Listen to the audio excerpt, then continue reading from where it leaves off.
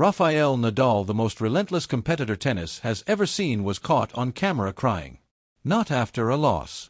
Not in some post-retirement interview.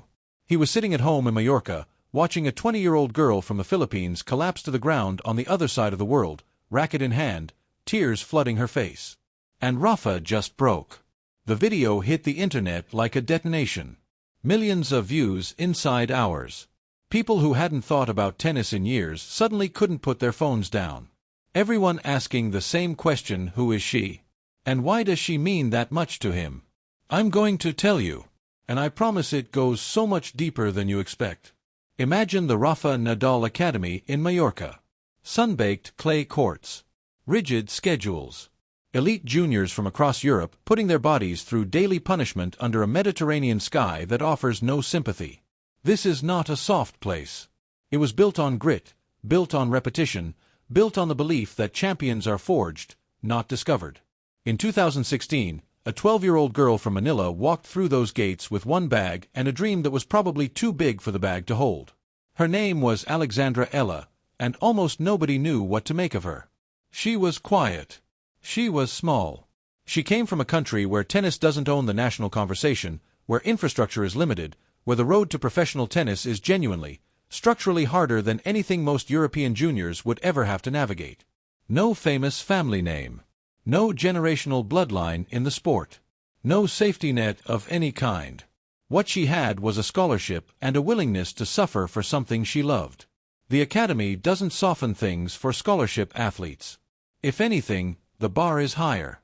Every morning you wake up and prove you belong against kids backed by family wealth, established coaching networks, connections that reach across the entire European junior circuit. Eala trained anyway. She lost matches that should have gone her way. She dragged herself back to a dormitory room in a foreign country, exhausted and sometimes heartbroken, and showed up the next morning before the sun was fully up, ready to go again. That kind of quiet, stubborn, unbreakable will doesn't go unnoticed, not even by the greatest champion the sport has ever produced. Between his own tournaments and comebacks and injury battles, Rafael Nadal began watching her develop. Nothing formal, yet no courtside clipboard, no official coaching arrangement. He simply observed, and what he saw in this young Filipino girl rang something familiar inside him, something from his own earliest years on those exact same courts. She didn't fold under pressure. She absorbed it, transformed it, used it. By 2022, she was a junior Grand Slam champion, winning the Australian Open girls title with a brand of tennis that made commentators search for words beyond their usual vocabulary. By 2023, she was stepping into the professional circuit, taking on opponents who were older, stronger, more experienced, and ranked hundreds off places above her in every measurable category. She lost many of those matches. She came back for every single one. Nobody handed Alex Eala a single point she didn't fight for with everything she had. March 2025. Miami Open. One of the biggest hardcore events on the WTA calendar. Eala arrived as a wild card. World ranking 140.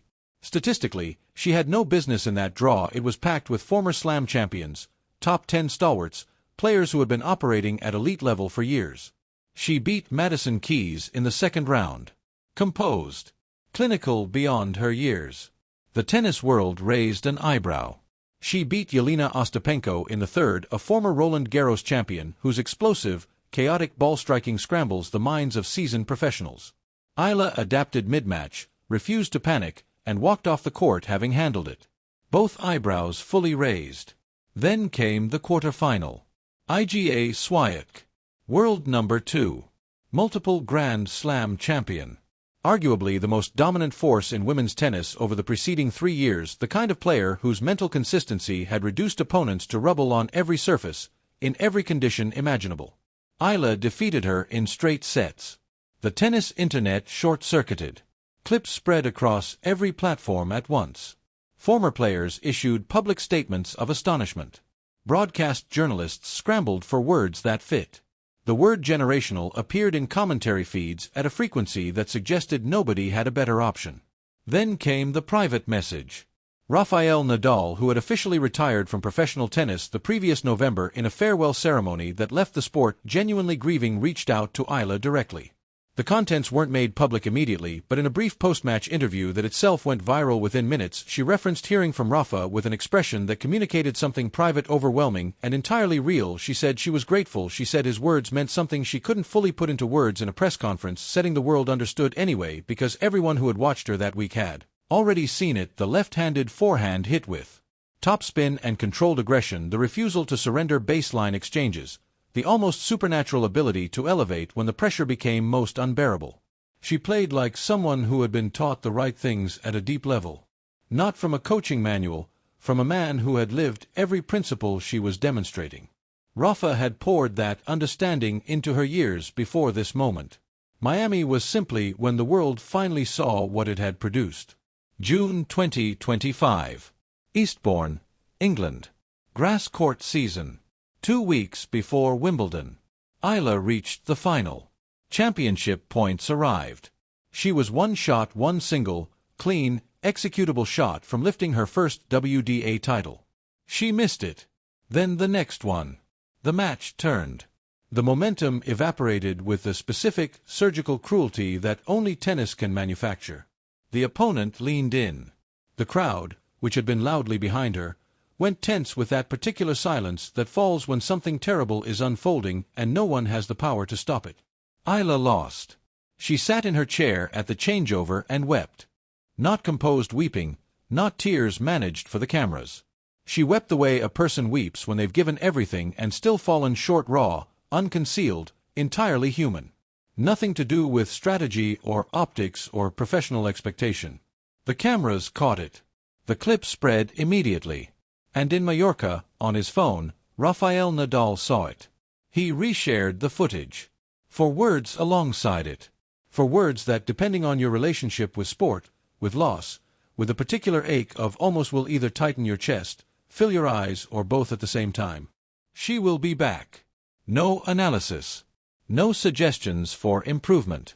No carefully managed public statement.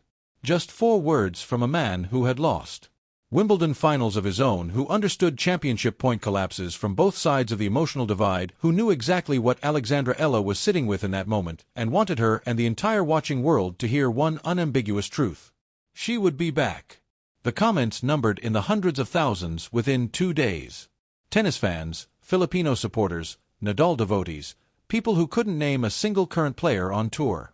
All of them gathered beneath 4 words, and the weight they carried. September 2025, Guadalajara, Mexico. WTA 250 event. Late season hard courts, the kind of tournament where careers quietly pivot on results that don't always get the coverage they deserve. Eala entered the final having ground through a 3-set semifinal the day before she was visibly drained. Neutral observers were cautious. Talented, yes. Miami on the resume, yes. But finals carry a psychological weight that no prior evidence can fully prepare you for. Eastbourne had already proven that.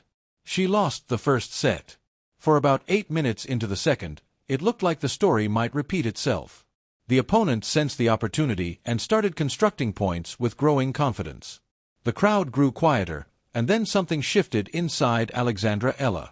Nobody watching could pinpoint the exact moment. No dramatic gesture, no visible release, no coaching intervention. She simply changed the cautious hesitation of the first set, replaced by something controlled and ferocious and utterly decisive. Her opponent had no comfortable ground to stand on. She won the second set. She won the third. She won the championship. And when the final point landed and the reality of it arrived in her body all at once, 3 years of sacrifice, dormitory nights in Mallorca, junior losses, professional setbacks, Miami upsets, and Eastbourne heartbreak all arriving simultaneously, Alex Eala dropped to the court, face buried in her hands, racket somewhere beside her, completely overtaken. She stayed there a long time. The crowd in Guadalajara gave her every second.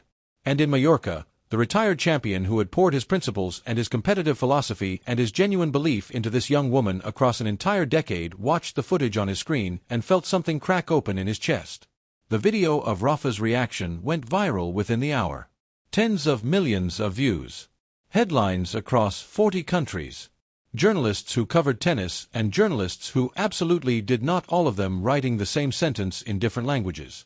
Rafael Nadal broke down watching Alex Eala win November 2025, exactly 12 months after the most emotionally devastating retirement in professional tennis history. Rafael Nadal walked back onto a practice court, no tournament, no cameras, no press obligation or PR arrangement, just practice clothes, 2 rackets, and one other person, Alexandra Eala. They practiced together for 2 hours. What emerged afterward through sources close to both, and eventually through Eala herself in a candid interview, described a session that was technical and emotional, structured and spontaneous, professional and deeply personal all at once. Nadal worked specifically on her forehand. Grip pressure at contact. Follow-through angle. Weight transfer into the ball, the mechanics that generate topspin without losing directional control. Not abstract concepts. The precise details that separate a good forehand from a historic one. Details he had spent 20 years perfecting on clay, grass, and hard courts against the finest opponents the sport had ever seen. He was giving her the blueprint. Eala said afterward that she spent portions of the session convincing herself it was actually happening. That the person standing across the net, feeding her balls and offering technical feedback with the authority of someone who owns 22 Grand Slam titles, was the same person whose name was on the building around them. She described one specific moment, a rally where Nadal demonstrated the forehand approach himself. Still moving with the careful deliberateness of a man protecting surgically repaired joints, but striking the ball with a quality that reminded everyone watching why the greatest ever conversation always circles back to his name. She said she stopped moving entirely. Just watched. Let the ball go past. He laughed and told her to keep playing. She said she almost couldn't.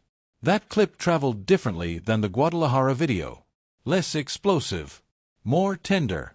The response that landed hardest came from ordinary people. Fans who had genuinely grieved Nadal's retirement, who had felt his absence from tour as something personal, suddenly confronted with the image of him on a court again, not competing but transferring, giving everything he'd learned to the person most capable of carrying it forward. The torch hadn't simply been passed. It had been lit together. Rafael Nadal broke down crying. Alex Eala raised a trophy. And the world stopped everything to watch two people separated by nationality, by generation, by a retirement ceremony that had felt so final, share a single extraordinary moment that tennis had never quite produced before. This isn't a story about one match, or one viral clip, or one emotional reaction on someone's phone. This is a story about what happens when genuine belief meets genuine effort, quietly, unglamorously, across a full decade of work, and finally arrives in front of the entire world. The girl from Manila became a champion. The champion from Mallorca broke.